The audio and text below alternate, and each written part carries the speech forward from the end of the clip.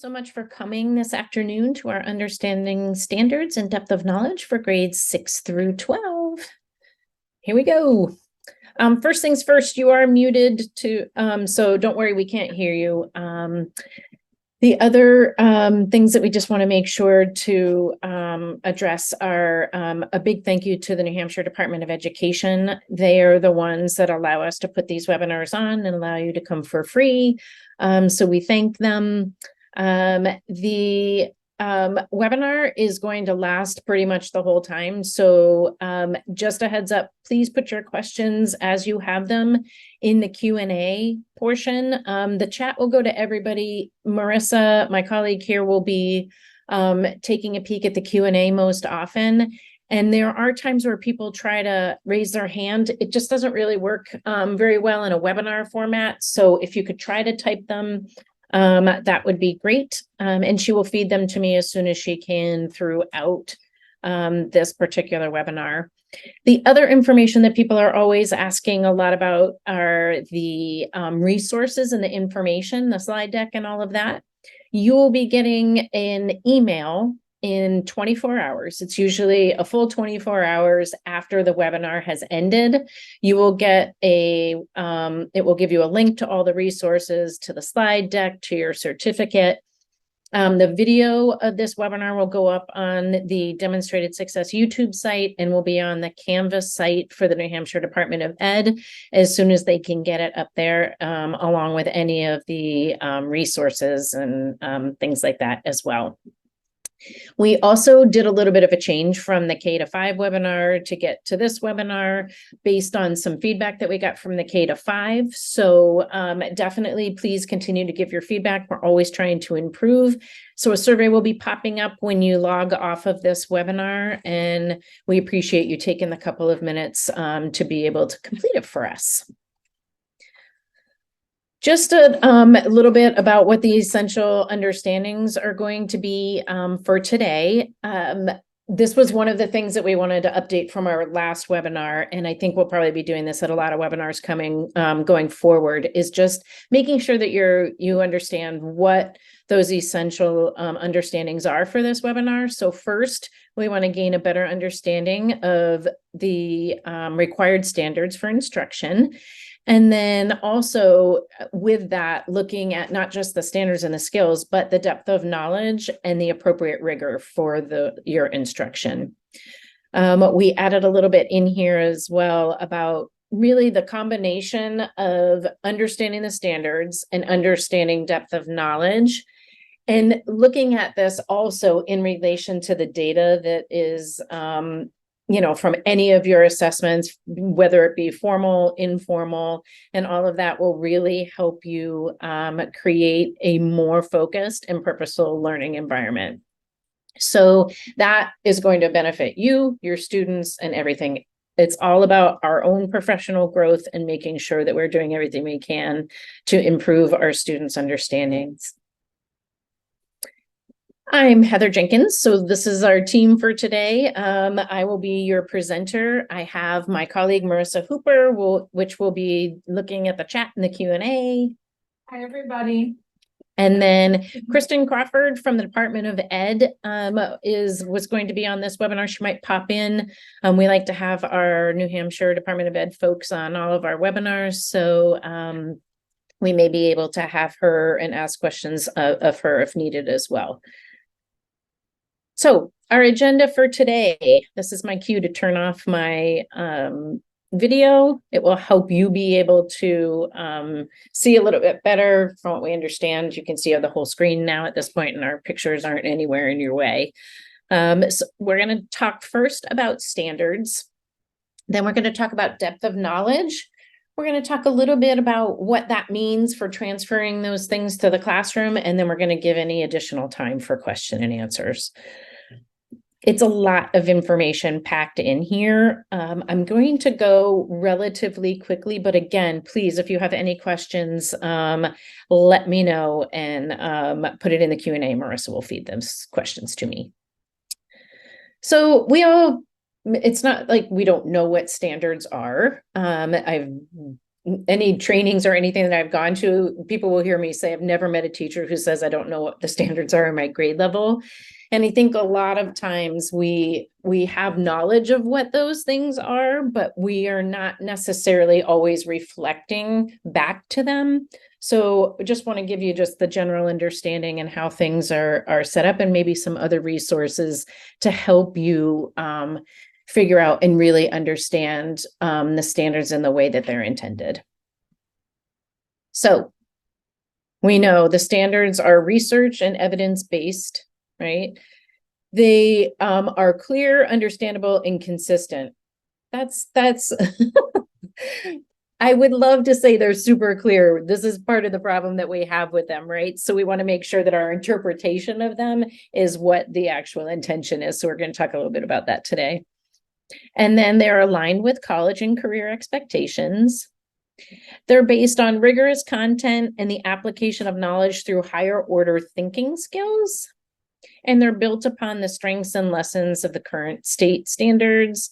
And they're informed by top performing countries to prepare all students for success in our global economy and society. So we all know that for New Hampshire, we have adopted the Common Core. There are a couple of districts that have their own expectations for their particular district, but most often they are related specifically to the Common Core, and maybe there's a few added in there. So really, why is it important? Some of us are using programs and all of that. Why is it important for us to know our standards? So first and foremost, they're our framework, right? They help us identify our teaching and learning priorities. And the big thing for this is that we want to make sure that students there's equity depending on which class they're in and what have you, or which school they're in New Hampshire. All students should have access to the same learning goals and the same expectations. So the standards are where we go for those. And they're a guide to help design any curriculum and assessments that you're doing in your schools, right? So not only do we want that same experience for kids in your schools, we want same experience for students around the state and really in the country in general. A guide to the design of curriculum and assessments. I just wanted to put in here, in middle school and high school, there are definitely programs that folks use. It tends to be less as you get into high school. There's not a lot of high schools necessarily following a particular program, but there could be. So I just wanted to make sure that everybody understands that, yes, programs are great. And every program out there says that they are standards aligned, but we need to make sure ourselves that we are covering the curriculum that our students need to know, and not just relying on turning a page of a curriculum to say, I've covered everything for my particular grade level or my content area. You still need to be knowledgeable about the standards, and you need to understand the overarching standards for each unit. Right. So even if I'm an 8th grade teacher and I use illustrative math, I still need to know what the overarching standards are for those units, so I know where we're going with those.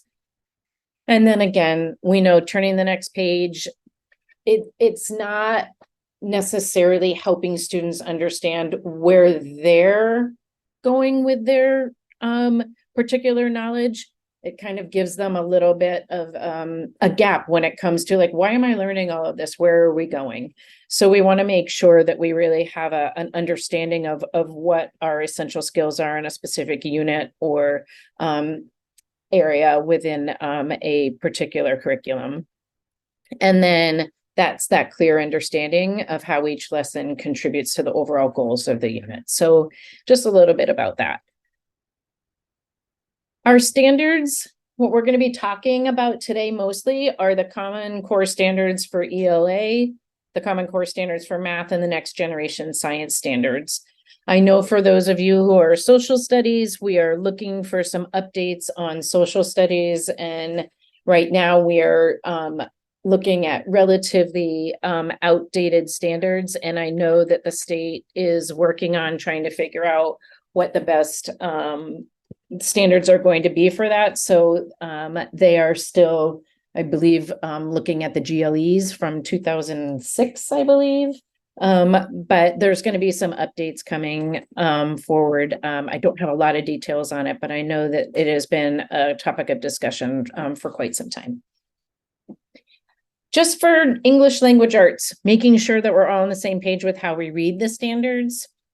This is an example of what the Common Core standards look like. These are the domains or reporting categories that we're talking about: reading standards for literature, reading standards for informational. There's a lot of different domains. And then within that, if you look at a specific domain, this just happens to be reading standards for literature, you can see here that there are specific clusters of standards. These are across the board for every single grade level. These are the same domains or topic areas, and then the same clusters. And then within that, there's standards underneath it. So you might see key ideas and details, standard 1, look in a specific curriculum or things like that. And that's where you would find it. This is the exact standard it's talking about. There were some shifts coming up within the Common Core. So we want to just make sure that you're practicing with a variety of texts, and that any reading, writing, or speaking is grounded in evidence from text. Huge shift to evidence within text, and then to integrate your knowledge across the disciplines. So when it comes to knowing your standards, the first thing you have to do is build that foundation, right? And this is for ELA, but we want to make sure that, you can apply this to a lot, anytime you're doing any sort of literature or reading or what have you. So we want to make sure that we're creating those strong connections and drawing inference. And then we have all of those various support and text structures. We want to have fiction, nonfiction, obviously looking at our author's craft. We want high quality literature. And then we want to make sure that we're modeling higher thinking skills and not just trying to take verbatim what's out of the text, right? We want to build that knowledge of the vocabulary and background knowledge. And we want them to be able to really be looking at this to put it all together, really, for developing that rich content and sort of access across the grade levels to support this higher thinking. For college and career readiness, for ELA, you're lucky because you have the same reading anchor standards, basically K to 12. These were those areas that we were talking about that were the key ideas and details, craft and structure, integration of knowledge and ideas, and range of reading and text complexity. They are obviously in kindergarten, they're a little bit less rigor than they are in, let's say, high school and in middle school at times, but this is the general way that they are set up through all the particular grade levels. So as you're looking at this, these are your anchor standards. Again, you sort of saw this in my overview just a few minutes ago, where we had our looking at our specific reporting categories or domains and things like that. These are your writing standards. So it's all looking at text types and purposes. So these are your clusters, your production and distribution of writing, research to build and present knowledge, and range of writing. And then within that, you have your specific standards. They all are designed this way. And again, as we go up through the grade levels, it gets a little bit more challenging and rigorous for what students are asked to do with these particular standards. When it comes to writing, we have to be able to write arguments. This is every grade level. We are writing informative or explanatory texts, right? And we're writing narratives. So when it comes to knowing the standards and really looking at it when it comes to ELA, we're looking at developing arguments and having clear organization. We're looking at the process of writing, which is making sure they're planning, revising, editing, rewriting. We're looking at what evidence they're finding within the text and making sure that it's a reflection of what our research is. And then obviously they're able to cite multiple sources. This is just a little bit more information about writing. And really, we use the sixth grade standards. It pretty much shifts in sixth grade to make sure that students are really using evidence from multiple sources to be able to reflect what they're writing about and to be able to pull from those to be able to create a in-depth writing on a specific topic. So again, you're writing anchor standards here. We wanted to show you just a little bit of what they look like for 6, 7, and 8, and then 9 and 10. And then there is, this is a sample of a vertical progression. Thought this would just be helpful for you to understand. There's anchor standards. So this is an anchor standard. So this is standard 1 for reading literature and how it changes as you go up through the grade levels. So you can see the complexity gets a little bit more challenging, obviously, as you're going up the grade levels, but you can at least see where they should have been as they're coming into your particular grade areas. These are the model competencies that are on the New Hampshire Department of Ed website. There's a direct link to them here, so you can take a peek at them. These were just some general understandings of what the model competencies are, and then what it looks like in each grade level. For math, before I move on, is there any? Okay, perfect. Mathematics, same thing. We're looking at domains or reporting categories here. So these are your particular domains of math. Underneath that, you have your clusters and then your standards underneath this. So you might see something that's 6NS, and then this might be A1, and this might be B2, B3, B4. So that's the way that they're look for your middle school. For your high school standards, the conceptual categories are here on the left-hand side. And then underneath that, we just wanted to show you the same. It's the same you look at it the same way, but obviously the grade levels now have changed, right? There's no grade levels for high school. So you've got your clusters here, and then underneath that, you have your standards. All right. So the K-12 math standards, right? They build on each other. And so they're basically focused and coherent all the way from K-12. They're internationally benchmarked.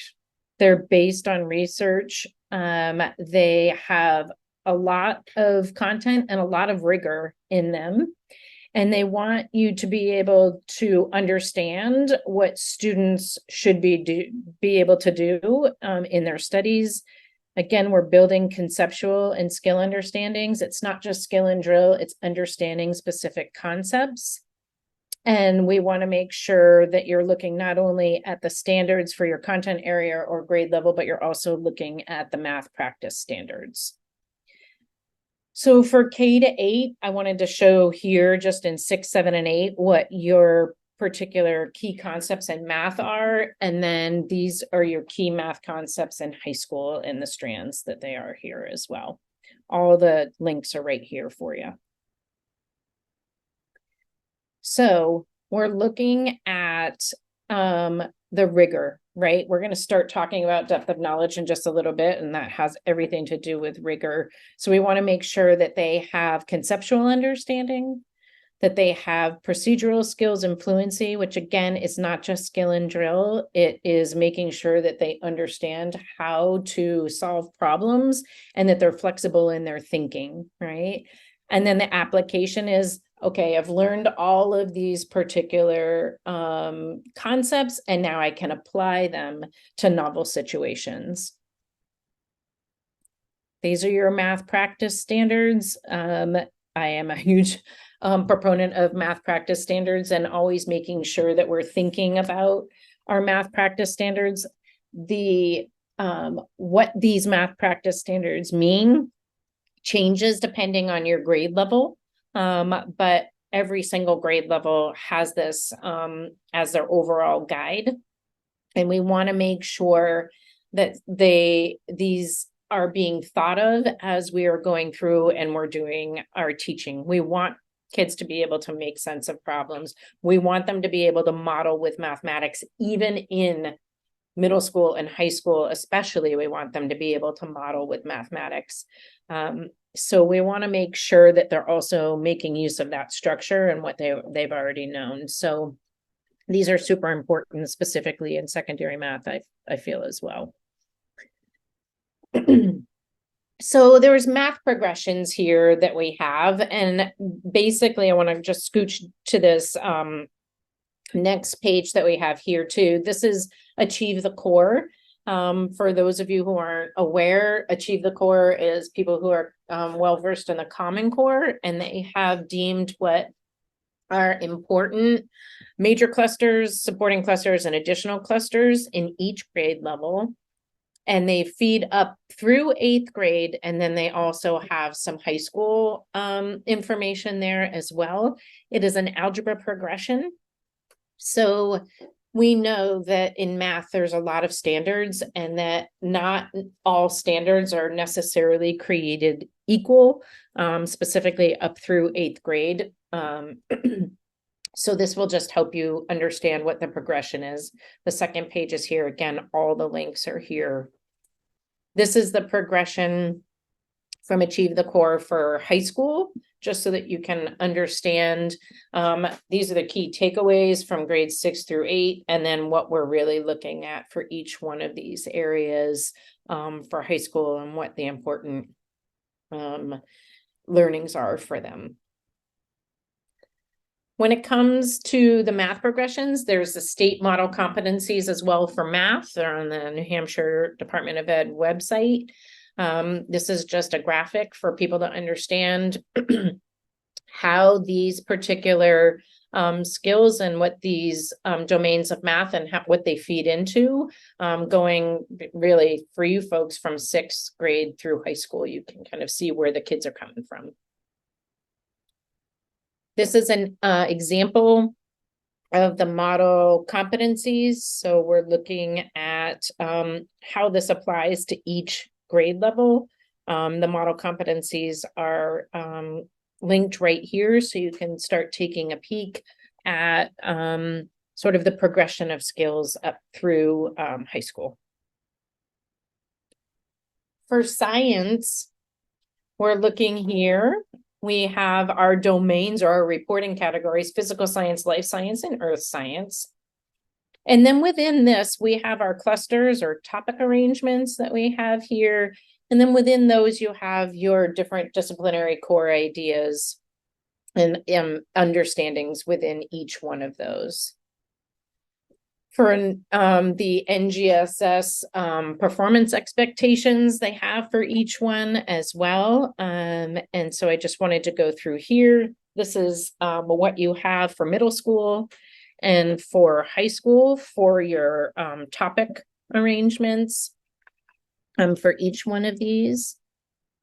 And then if you teach science, this is not news to you. This is just what a middle school science topic looks like and a high school science topic, and we broke them down. So that first section are making sure what student understandings are. The next section has to do with their disciplinary core ideas, any cross-cutting concepts in those science and engineering practices. And then at the bottom, it also tells you what the connections are to your other areas of whether it be reading or whether it be other areas of the curriculum as well. The New Hampshire Department of Ed has model competencies as well for science. So each one of these goes up through, we have, these are through 6 through 8. And then the competencies for, I will tell you, for high school are not quite as detailed as this. It's just really more of a one pager that talks about the different topics and what they should understand within those. For those of you who are science teachers, please don't forget about the reading standards for literacy in science and any technical subjects. There's key ideas and details for each grade level there. And then there's also writing standards for literacy in history, social studies, science, and technical subjects. So these are your writing standards, and these are Common Core. These are right within the ELA Common Core for K to 12. So don't forget about these. For social studies, these are your social studies GLEs. This just happens to be civics and government. This is the first one, so this goes up through 8th grade. And then this is the exact same one for high school. So it's giving you all the general information about what needs to be taught for each particular area. Again, you have the reading standards for literacy in history and social studies. So these are also within the ELA Common Core documents. So you can see what your history and social studies reading standards are, and the same thing for your writing standards. Any other resources? Whoops. We have, these are New Hampshire SAS resources that might be able to help you in some way, whether you teach ELA, math, science, or social studies. I don't think Kristen is making it on the call at this point, but I know that there is some talk about creating some social studies benchmarks that the Department of Ed is trying to get underway. So stay tuned for any information coming out about that. They would be, New Hampshire SAS portal is Cambium.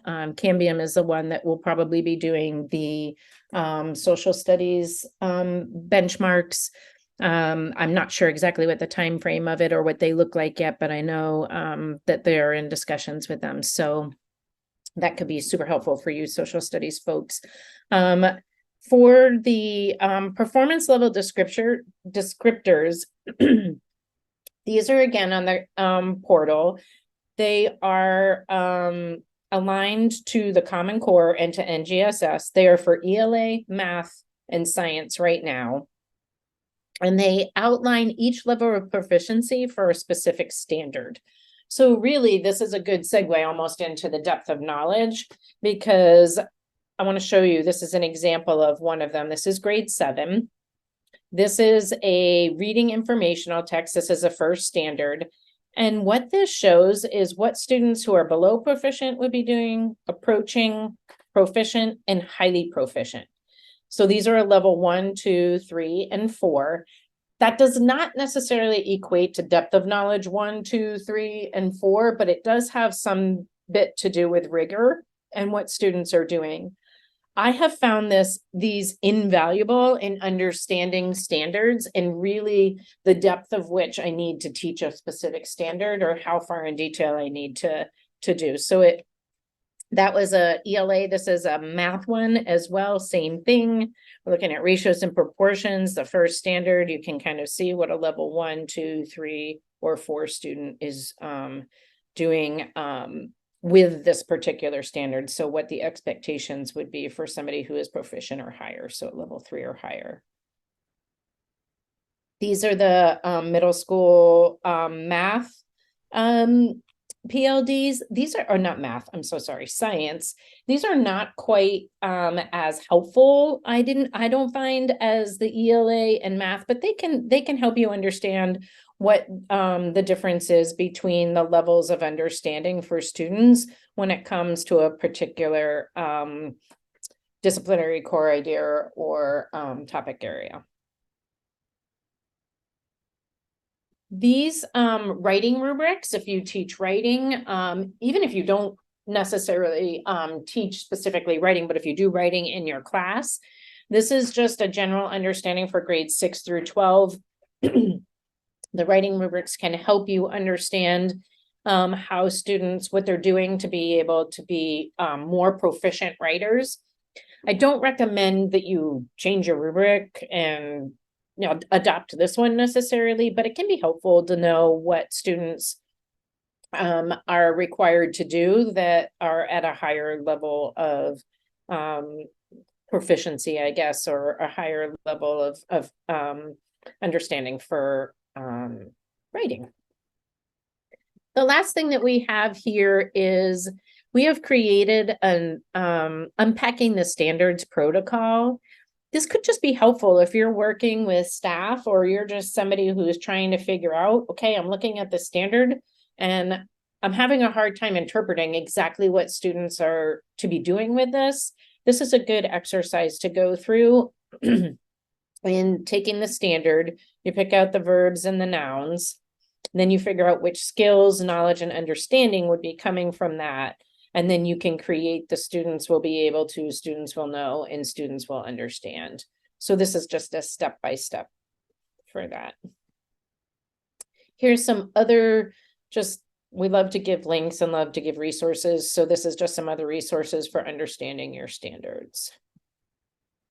I'll pause right there just in case.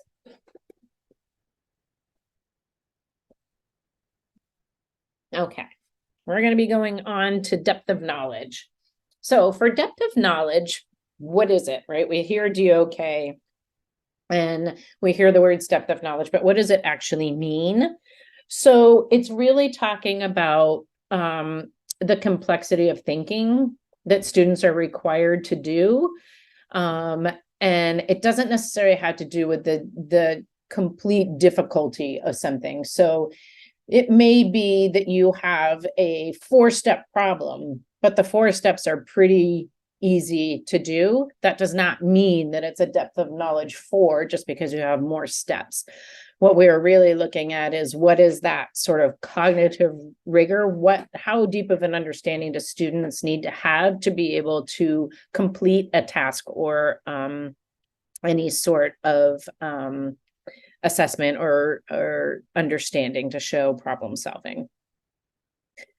So again, we're looking at cognitive rigor. It's not just making things harder or giving people more, but we want to think about cognitive rigor in the sense of having students be really flexible in their thinking, to think about multiple possibilities or approaches to something, and to look at other possible perspectives of something.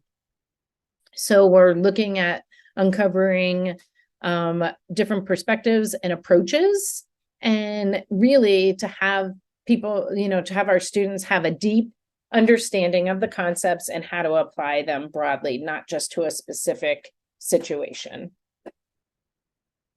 So when we talk about depth of knowledge, we look at depth of knowledge 1, which tends to be more of a recall.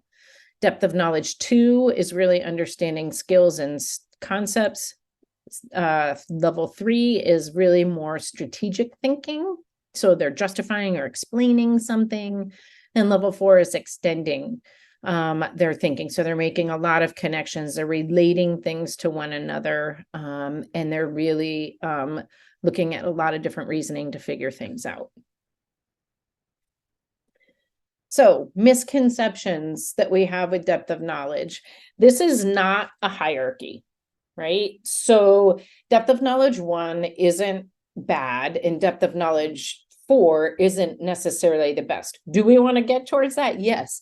But what happens is if you're only trying to teach a depth of knowledge 3, the kids will not get the depth of knowledge 1 and 2 that's required to do a depth of knowledge 3. So we want to make sure that we spend some time doing those things that are depth of knowledge 1 and 2 so that they can then take that information to synthesize it and move on to level 3 and 4. So there's a place for all of it. What we don't want to do is just get stuck in depth of knowledge 1 and 2, and never give opportunities for students to show their thinking at a higher level of understanding. So again, it's not the number of steps in a problem, but it's that cognitive rigor, right?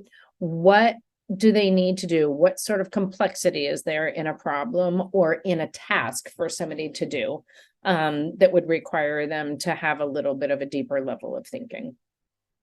So for English language arts, this is what it looks like.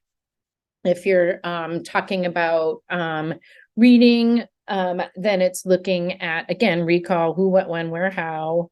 We're looking at, for depth of knowledge 2, we're looking at a skill or concept or application, right? What is coming directly from the text. And then depth of knowledge 3 is really starting to generalize a little bit more. It's citing various texts, understanding the different information, and really applying knowledge that they're getting from different areas and synthesizing it. And then the depth of knowledge 4 is a lot of higher level and critical and creative thinking. So reflecting and then adjustment, right? Like, this is what I thought, now this is what I think, and being able to be flexible in that understanding. This is that web and alignment, sort of tool here. So here's if you want a link to it, but this is interesting for depth of knowledge 1, 2, 3, and 4. What words are the question stems are for those particular depth of knowledge, those particular question stems, and those, what we're asking them to do tends to be for a level 4, any of these words. Not always, it's just like whenever we think of a word problem, things don't always mean the exact, but this can be helpful for you to understand if the questions you're asking are have enough rigor or are having students really thinking. A couple of other areas for the depth of knowledge. This is a flip chart. It's far more detailed than what I have here on this screen, but it's just showing things in a little bit different way. I love the fact that it has all those verbs still, but then it has the teacher role and the student role for the different levels. So you can take a peek at this and see if this can help you understand and make sure that you're have enough rigor and ensuring that your students are gaining enough information. And then this is a little bit more of the Bloom's taxonomy, where we're talking about level 1, then moving on to level 2, and then level 3 is applying. But it's just another way to kind of take a peek at this and have your level of questioning be a little bit more rigorous. For math, this particular flow chart, we really liked this flow chart. When Marissa and I were putting this together with our DOE folks, we liked the fact that is there a right or wrong answer? And we're looking at the depth of knowledge for anything that's a yes, depth of knowledge 1 and 2. And if it doesn't have a right or wrong answer, they tend to be depth of knowledge 3 or 4. And that's just because we have that flexibility in thinking and being able to solve things in a little bit different way. And maybe there's not just one right answer. Maybe it's an open question where we're able to really get kids thinking about what the possibilities could be for answers. Then this is for another just graphic for depth of knowledge for math. So again, we're just recalling information for depth of knowledge 1. The skills and concepts, this is a little bit more of the organizing things, making observations, comparing. Again, we don't necessarily want that skill and drill. And then DOK3 is that strategic thinking and having students really expand their thinking and really start using some of that higher order thinking to be able to solve those particular types of problems, and then that extended thinking for depth of knowledge 4. All right, This is for math. If you all are math people, we're looking at this. So these are the same types of problems here. And we have A, B, and C. And each one of these is a different depth of knowledge, right? So if we're looking at the depth of knowledge, that would be maybe a depth of knowledge 1 for these, that would be B, right? We find the surface area of a rectangular prism, we give them the numbers, and they figure it out. If we were looking at extending that to a depth of knowledge 2, we would be moving on to C here, which is list the measurements of 3 different rectangular prisms that each have the surface area of 20 square units. Okay. So now there's more than one answer. We can have different answers, but we're still giving them, some general parameters. And then for the depth of knowledge 3, we're asking them for the greatest volume that they can make with a rectangular prism that has a surface area of 20 square units. So we're putting another parameter on it that makes our cognitive thinking have to go deeper to be able to solve it. These are going to be right in your slide deck, and a couple of these will be in your resources, but the Robert Kaplinski is the one that has these depth of knowledge matrices for each area of math. So this is the 7th grade one. So these are some different examples depending on a specific standard. So it can be really helpful in having you understand depth of knowledge. Same thing for high school. We could look at this. Again, the depth of knowledge 1 is just finding the factors here, right? The depth of knowledge 2 is finding 3 different integers that would make this factorable. And then now we're asking them to do a lot more with it and finding the largest and smallest integers to make this expression factorable. So this comes from, again, Robert Kaplinski's. This is the Algebra 1 depth of knowledge for each one of those particular standards. And you can get that right when you get these slides. For science, we wanted to give you just a little bit of a graphic as well for depth of knowledge. Again, same things, same sort of understanding, but just from the sense of what it might be to be looking at this from a science standpoint. And then for science, we already have a little bit of that 3-dimensional learning where we're talking about practices, core ideas, and cross-cutting. So we want to make sure that all of those practices, that's at the top of any of those topic areas. Then we have the cross-cutting concepts, right? So across all domains of science, what are we looking at? How are they going to synthesize this information? And then those disciplinary core ideas. So making sure that they are understanding really what the most important aspects of that particular science topic are. For social studies, here is your just general understanding for depth of knowledge from a social studies standpoint, making sure that we're going again beyond that basic reasoning and just recalling or reproducing information from something and getting into that a little bit more complex reasoning and extended reasoning. Some other resources that we have, really, there's a lot of different things. I feel like some of this is kind of pulling out a little bit of when we have like Bloom's taxonomy, that's a little bit more of a hierarchy and saying that you have to have one thing before the other, and the skills that are the higher level skills are the most important, where really what we're looking at with Hess and marrying those two is just making sure that we understand that it's not really a hierarchy, that they need all of those things to be able to synthesize and be able to have that deeper understanding that we're looking for. This is, these are the cognitive rigor matrices. I'm just going to open one of them just so that you can see it. I'm going to have you social studies and humanities here, and I'm going to make this just a little bit bigger.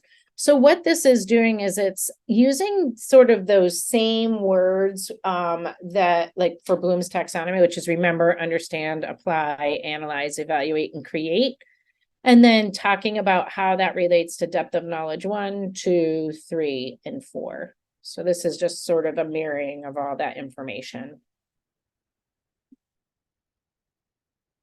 And so these are all the different areas that you might we've had a few people with world language come in too, so hopefully that will be a little bit helpful for you too to understand those. These are just some general resources. Again, we like to give you links. So here's some links that might be able to help you understand or help you interpret standards and look at sample items at different depth of knowledge levels.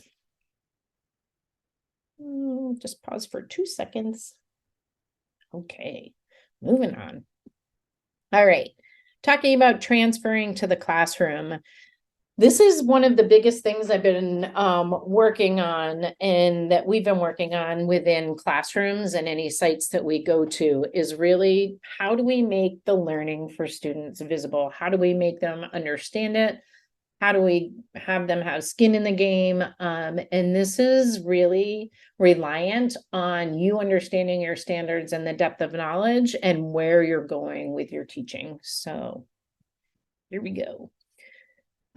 Most people have seen this. This is just sort of the updated learning and sort of research-based.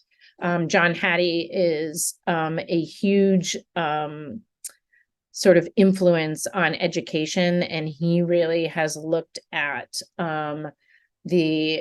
what is the biggest indicators of student learning and has the highest indication of growth for students. And number 1 is collective teacher efficacy, which means everybody working together and not being in our silos and really doing what we know is best for students and having that be the responsibility of everybody for every child. But number 2 on there is understanding student expectations, right? And for students to understand their expectations, we need to be clear with what we want them to learn. A lot of things that have been done are learning targets, objectives, I can statements, and we're really looking now where the little star is at that student success criteria, having students understand when they are successful with something, what that means and what that looks like. So we want student ownership, and the way to do it is to create that success criteria for them and to have them be really understanding where they are and that what they need to do to be able to get better at something. They need to know where they are, where they're going with things, and they need to really get feedback on that and to understand what their learning is and how they can improve that. So this is something that in talking with Annie Wallace and Kate McCaffrey, they're ELA and math folks at the Department of Ed, one of the things that they wanted to stress, and that seems like a silly, like sort of semantics, yeah, is that changing something from I can to I know I am successful when I can be helpful. So we've just given a couple of examples here for ELA. So we're really taking a look at, here is a standard and the way, you know, that the standard is written. And then this is changing it to a little bit more student-friendly language that is, I know I am successful when I can, and what they're doing to show that they are successful for something or with something. So there is a ELA example. Here's a math example as well. These are the particular standards that are over here we're looking at, and then I know I'm successful when. And this might be what you would be posting on your board, or so that students can know this is how I know that I'm getting it. Same thing for science. Here's your general information here, and this is how they know that they are successful. And then social studies. So these are just examples. You can kind of take a little bit more of a look at them when you get the slides and everything. Another way to really transfer this to the classroom as well is, as we're looking at standards, as we're looking at whether it be standards, competencies, or whatever, everything starts with a standard, right? Your competencies still start with the standards. Maybe they have multiple standards within a competency, but you want to make sure that you're really looking at your standards to understand what students need to be doing at your grade level, and you need to continue to keep those expectations high. I know as we're getting up through the grade levels and over the last few years, kids are coming in lower and lower, but we can't lower our expectations for students. And just, in 8th grade, teach 7th grade skills. And then in high school, say, well, they're just not ready for this. So I'm going to go and I'm going to do some prerequisite skills. There has to be some sort of understanding of, here are the standards. How can I get them there without having to reteach the last 3 years of math or the last years of information? So this is a checklist. What this is it's just making sure, here are my standards, and this is when it's going to be taught, maybe when you have to reteach it, when you're assessing it, and if you have a reassessment. Not really a rubric, just making sure that you're getting through what you need to. This here is also an example of a checklist. This is happens to be a grade 9 and 10, and then it's just talking about, all right, here are our clusters, here are particular standards. Are students able to do these things, and how am I going to know when they understand this? This is one that we have for algebra. So for math, same type of format. And then this is another thing that I think is really helpful. I was actually just talking with a site today that's a high school that they have in the past put rubrics at the top here so that students can really understand how they're going to be, like a level 4, 3, 2, or 1. This particular one just has the, I know I'm successful when I can, just reminding them of what the end goal is. And it can really be helpful on homework or in assessments or anything like that. So tools to help with planning, right? We want to make sure you have a scope and sequence. For high school, I know that that's probably, you have it because you teach specific classes, when you need to be teaching certain things. For middle school, you might have the same, or if you have a specific curriculum, you might have your scope and sequence be dictated by your curriculum, but just be careful, make sure okay, this particular unit is one of the big ones, so we need to spend maybe a little extra time here or a little less time there. Same thing with curriculum mapping. Assessment mapping is really helpful to say, when are these assessments going to be given? And we want to make sure that we are, getting through the information that we need to by not going too fast or too slow, but assessment mapping can also be helpful. And then universal design for learning is a big push now. That's that backwards design where we start with our standards and what we want the essential learnings to be, and then we plan backwards from there. So for scope and sequencing, we really just want to make sure that you have your interrelated concepts and everything all organized in your curriculum so that you know what you're doing and when you're doing it, and you know what the end game is. Here's just an example of what you might use for a scope and sequence here. And then this is curriculum mapping. It's interesting. Some people call curriculum mapping, and they kind of interchange scope and sequence with curriculum mapping. This is just another way to take a peek at this and say, all right, here's what we're going to be doing. This is when we're teaching it. And so this is just another example for you. When it comes to assessment mapping, we want to make sure that you're actually assessing what you have for your learning objectives in your curriculum and in your standards, right? So there's a lot of times where we're assessing and we're giving a grade, but we're not necessarily taking a peek at exactly the standards that we're assessing. So we want to be really dialed into that. And we want to make sure that everything that we are doing for assessments is really designed to meet those learning objectives of your curriculum. So this is just the backwards design that we're talking about a little bit. And then this is talking about how like a common assessment in your classroom or a school or district assessment and the statewide assessment, and how all of this information needs to really flow and be thought about when you're doing your assessment mapping, right? Last thing you want to do is have 4 assessments being done within like a week time period. So we want to make sure that we're keeping all of those in mind. So again, what are the crunch points? What are the things that can be mitigated? So we want to make sure those assessment calendars are out there. We want to make sure that if we're doing assessments that we're not over assessing on some of our learning objectives and then not necessarily assessing other ones enough.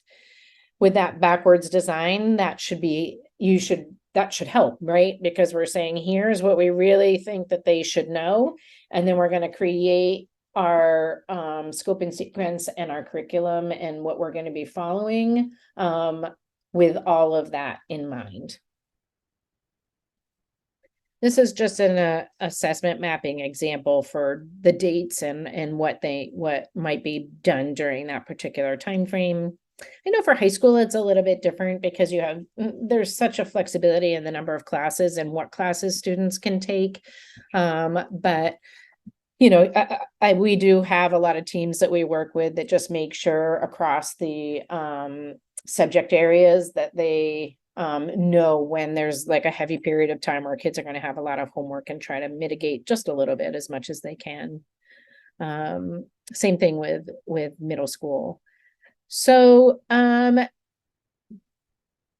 this is, again, we want to make sure that we're not assessing to just assess, that there's a specific purpose for it. We want to make sure that we are looking at that data and planning from what that data is telling us and not just giving kids a grade and moving on.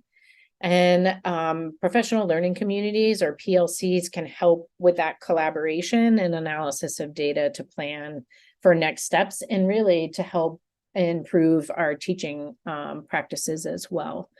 So, and then when we're talking about continuing to transfer to the classroom, we want to make sure that